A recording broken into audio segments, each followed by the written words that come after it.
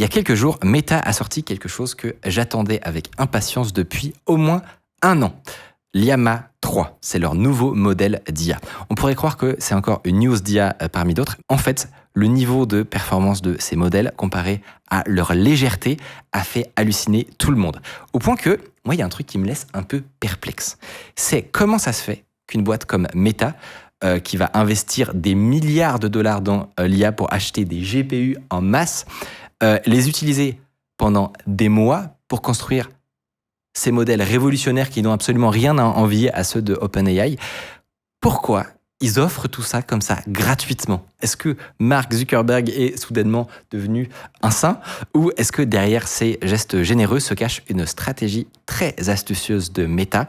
Pour en parler, on reçoit aujourd'hui Arthur Zucker, développeur chez Hugging Face. Tu es justement très bien placé pour parler de ces sujets, puisque Meta t'a carrément envoyé leur nouveau modèle avant même leur sortie officielle. Est-ce que tu peux nous expliquer ce que c'est Hugging Face et pourquoi vous êtes bien placé pour avoir une sorte d'œil de Sauron sur tout ce qui se passe avant tout le monde? Bien sûr. Donc, c'est une boîte qui a été créée en 2017 par 3 co-founders français, qui est évidemment basée aux États-Unis, mais qui a pour volonté principale de rendre l'IA accessible à tout le monde. Que tout le monde puisse utiliser l'IA, mais aussi que tout le monde puisse contribuer à l'IA. Et pour ça, on essaie de construire ce qu'on va appeler pour nous un peu l'équivalent de GitHub, mais pour l'IA. Il y a combien de modèles actuellement disponibles sur Hugging Face? C'est plus d'1 million. Oh waouh. Ouais, Je ne m'attendais pas à cette réponse. Je m'attendais à un truc gros, mais pas ça. Ouais, et on a franchi ce cap il y a, je pense, 1 semaine. Ah ouais. Alors, on est d'accord, il n'y a pas que des modèles de chat que les gens connaissent. Il y a plein d'autres choses. Il y a tout. Donc, il y a des modèles de vision, il y a des modèles de speech, il y a des modèles qui combinent tout, donc des modèles qu'on dit multimodaux. Est-ce que déjà, tu peux nous expliquer pourquoi déjà on te les envoie avant?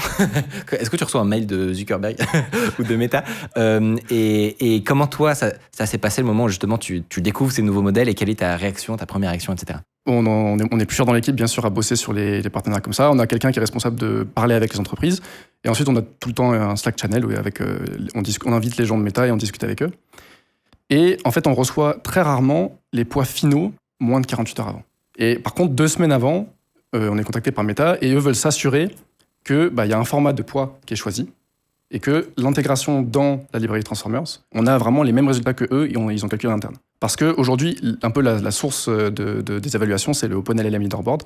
Donc on calcule, et tous les modèles qui sont dessus, en fait, on calcule les résultats avec Transformers derrière. Parce que oui, en plus d'être l'hébergeur de tous ces modèles, vous avez aussi un rôle de montrer un peu le score de tous ces nouveaux modèles et de dire qui est en train de gagner en ce moment. Donc j'imagine que c'est assez critique en fait comme position. Alors justement, toi, tu reçois les poids, mais de manière générale, avec un peu de recul que tu as maintenant, t'en penses quoi de cette nouvelle version de Llama 3? Ma mesure, c'est la communauté. Et typiquement là, au bout de, on va dire ça fait à peu près 1 semaine, il est incroyable.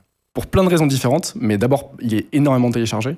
Il y a déjà énormément de nouveaux poids qui ont été mis sur le hub et qui sont basés sur Llama 3. C'est des gens qui ont réussi à très bien fine-tuner le modèle.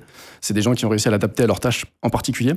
Ensuite, ils ont réussi à, par exemple, augmenter la taille du contexte que le modèle est capable de process. Et ça, pareil, on ne s'attendait pas forcément. Parce que pour expliquer, c'est pas le cas de tous les modèles. T'as des modèles qui sortent, qui supposément sont super performants, super intéressants, mais typiquement sur des questions de fine-tuning ou d'adaptabilité, qui est un des arguments les plus intéressants pour l'open source, où ça marche pas bien, où les développeurs ou les chercheurs ont du mal à avoir des bons résultats. Là, qu'en 1 semaine, il y en ait déjà autant, c'est bon signe, non? C'est clair. Et pour rentrer un peu dans le détail, est-ce que tu peux nous présenter les 2 modèles qui sont sortis et pourquoi, selon toi, ils sont intéressants? Ok, donc il y a le 8B, qui du coup est super intéressant parce qu'il est petit. Donc ça tient sur des consommateurs GPU. C'est-à-dire que sans avoir à avoir du matériel professionnel, des baies de cartes graphiques ou des choses comme ça, on peut faire tourner un modèle à 7 milliards de paramètres facilement. Facilement, ouais. C'est un format assez classique auquel un peu tout le monde est habitué et c'est une bonne source de comparaison parce qu'il y a beaucoup de modèles 7B qui sont sortis dans les 6 mois derniers, on va dire. Uniquement le 8 milliards, en fait c'est le meilleur.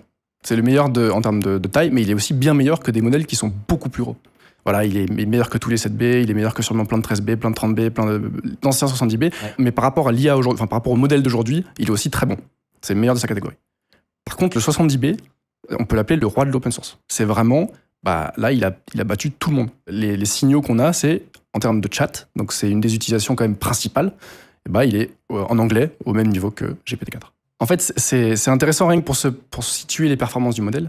Et après, il ne faut pas oublier que c'est open source. Donc, en fait, les possibilités que ça ouvre, elles sont pour moi quasiment infinies. En fait, tu peux tout faire avec. Parce que rien que quand il y a la MA2 qui a été sortie, les progrès qui avaient été faits par la communauté en l'espace de 3 mois, c'était déjà bluffant. Donc là, on est juste à jour 5, quoi. Ils ont déjà fait des trucs, je peux même pas les compter, tout ce qu'ils ont fait. Et typiquement, augmenter la taille du contexte qui peut être utilisé par le modèle. T'as 30 personnes qui sont en train de bosser là-dessus et tu peux tout tester et tu peux tout comparer. Et en fait, ça fait que on peut tout faire dessus, en fait. C'est fou. C'est fou, un peu. Surtout que quand on regarde un argument, à savoir celui du coût, ça devient assez débile. Je vous ai trouvé un petit graphique. Et là, vous voyez que pour 1 million de tokens, donc imaginez que c'est un très très très très long texte, et ben ça vous coûterait entre 10 et 30 $ pour OpenAI, 15,75 pour Claude Opus et 50 centimes pour Llama 3, 70 milliards, sur une plateforme qui s'appelle Grok, qui est particulièrement intéressante pour leur vitesse d'inférence. Le calcul des coûts n'a aucun sens, en fait, quand on voit ça, c'est l'évidence même, surtout qu'on ne voit même pas la différence en termes de vitesse d'inférence. C'est 14 fois plus rapide. En termes d'expérience utilisateur, c'est la différence entre attendre 30 secondes ou 2 secondes. Ouais. Et justement, produire cette dinguerie a coûté une blinde. Il y a eu 24 500 H100 qui ont été nécessaires pour entraîner Llama 3. Je vous laisse même imaginer le coût d'un tel investissement. C'est quoi les coûts principaux? Parce qu'il y a ces cartes graphiques-là, mais j'imagine que c'est pas la seule chose pour entraîner un modèle de ce genre. Je pense que ce qui est très important, numéro 1, c'est les données. Parce que c'est ça qui est vraiment très très impressionnant, c'est qu'il y a vraiment beaucoup d'ingénieurs qui développent des nouvelles techniques à chaque fois pour créer une super base de données. C'est un des trucs les plus importants. Et ensuite, tu as toute la recherche qui est faite sur... Quand tu as une base de données énorme, tu peux pas juste te dire « Ok, je la donne au modèle et advienne que pourra ». Donc ça, c'est pour moi la chose la plus importante, c'est les données.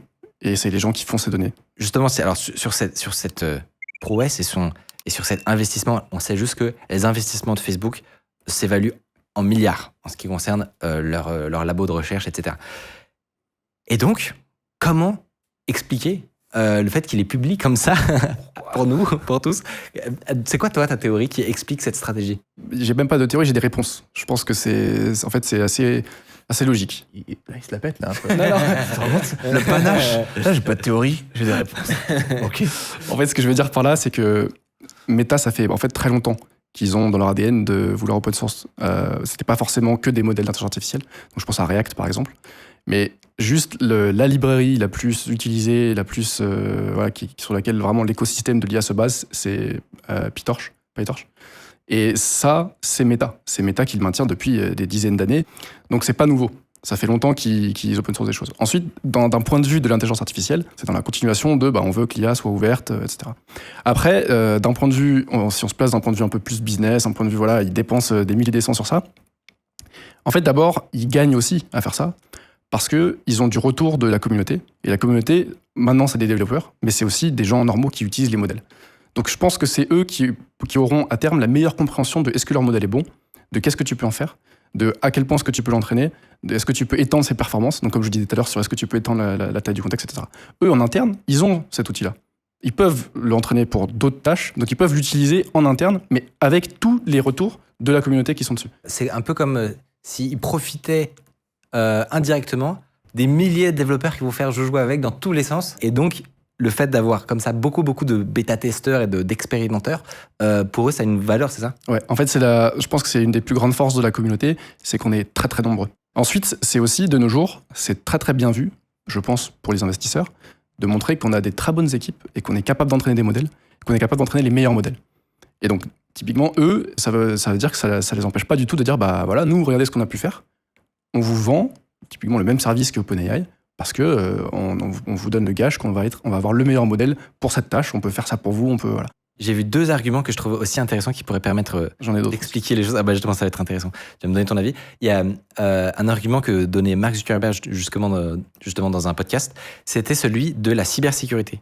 Il faisait le parallèle avec des librairies open source ou carrément des systèmes d'exploitation open source qui ont permis au web entier de renforcer sa sécurité en faisant en sorte que les briques les plus critiques soient ouvertes. Comme ça, chacun bénéficie de la découverte de vulnérabilité des autres.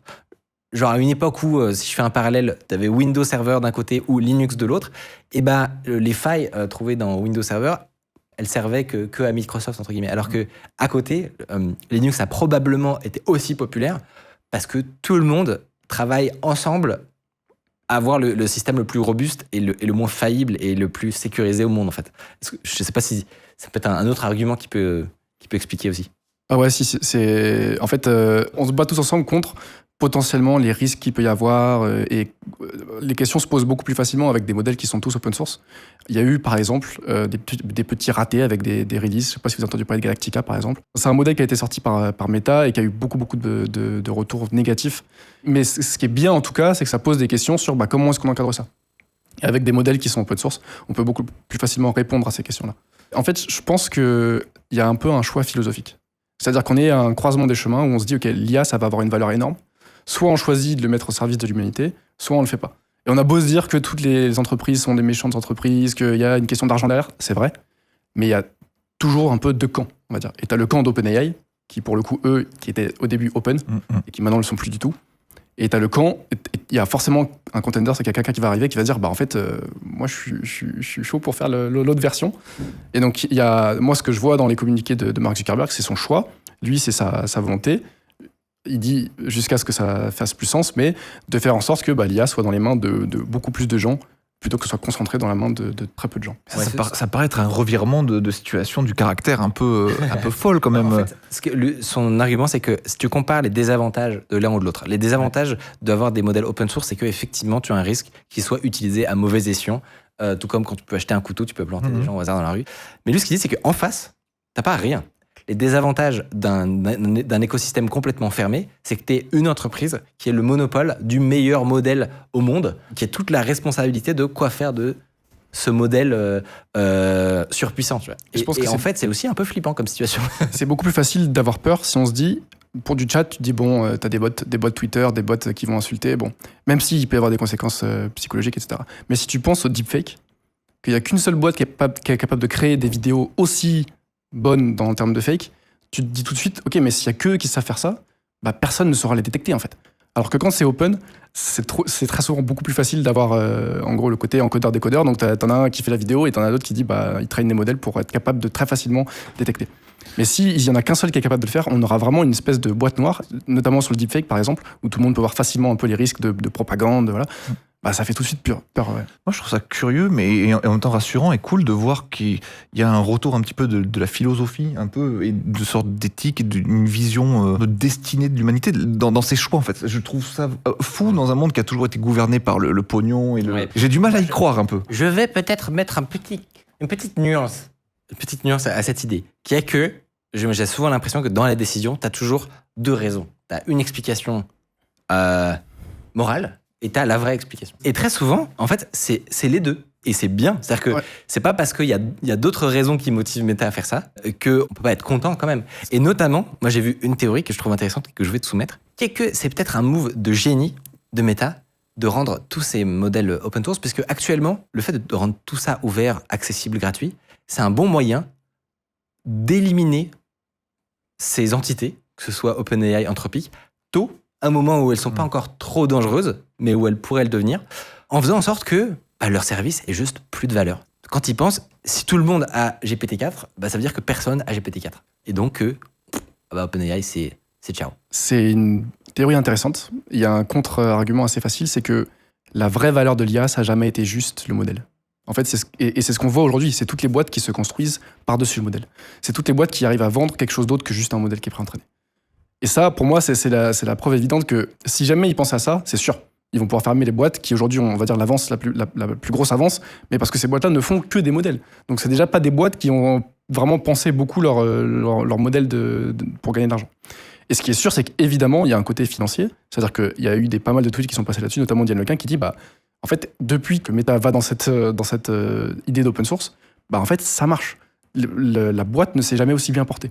Donc en fait, il y a toutes les raisons qu'on a citées avant, elles sont valables, et la raison de l'argent, elle est aussi valable. Si ça marchait pas financièrement, il le ferait pas. C'est logique. Et à partir du moment où tu auras le modèle 400 milliards, dont on sait qu'il a probablement il est déjà à peu près équivalent au tout meilleur modèle qui existe, alors qu'il est en cours d'entraînement, donc c'est même pas encore fini. Ça risque de faire un peu de remous, quoi. C'est sûr, mais il n'est pas utilisable par les GPU pour. Ouais. Mais par contre, c'est typiquement un exemple de modèle qu'une grosse entreprise de n'importe quel pays va se dire, moi j'ai assez d'argent pour avoir un cluster, je peux le faire tourner dessus. Et c'est aussi super cool d'un point de vue de la sécurité. Il y a beaucoup d'entreprises qui n'ont pas le droit d'utiliser des modèles qui sont comme GPT parce qu'ils n'ont pas le droit d'envoyer leurs données là-bas. Et donc, il y a un côté où il y a beaucoup plus de gens qui vont pouvoir bénéficier de ça, parce qu'il y a beaucoup plus d'entreprises qui vont pouvoir utiliser ces modèles, et donc il y a beaucoup plus de choses qui vont être construites par-dessus ça. Moi, ce que je trouve assez incroyable, c'est que grâce à ça, on a vraiment cette idée que l'humanité, en quelque sorte, va pouvoir bénéficier de ça. Dans les faits, aujourd'hui, c'est pas encore le cas, mais si l'IA est vraiment pas chère, parce qu'ils sont en train de casser la barrière du coût de l'IA, il y a une quantité de choses qui sont aujourd'hui ennuyantes à faire, qu'on n'aura plus jamais à faire. Et ça, c'est super parce qu'on peut y croire d'un point de vue humanité, d'un point de vue moralité. Et les étoiles sont un peu alignées. Enfin, c'est en train d'aller dans cette direction, en tout cas. Ce n'est pas rêvé que de le dire. Et c'est quand même marrant que tout ça vienne, enfin pas tout ça, mais qu'il y ait Mark Zuckerberg qui soit devant en mode « Let's go !» à l'idée le mouvement. Je trouve ça effectivement assez marrant. Et alors, si vous connaissez pas Mistral, je vous conseille vraiment d'aller voir cette vidéo. Je vous l'ai présentée avec des démos. C'est fait par des Français. Vous allez halluciner à quel point cette alternative à ChatGPT est incroyable.